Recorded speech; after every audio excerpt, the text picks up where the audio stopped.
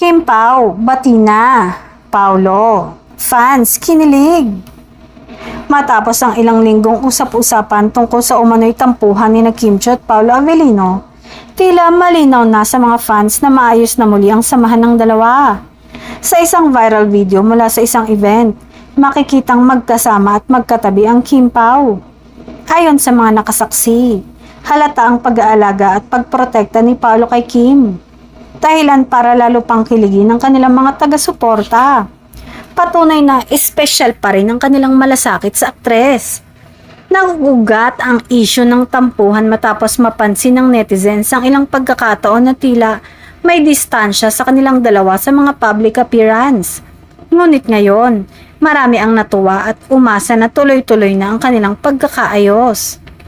Sa ngayon ay patuloy na sinusuportahan ng kanilang fans ang tambalan, lalo na't may mga bagong proyekto silang magkasama.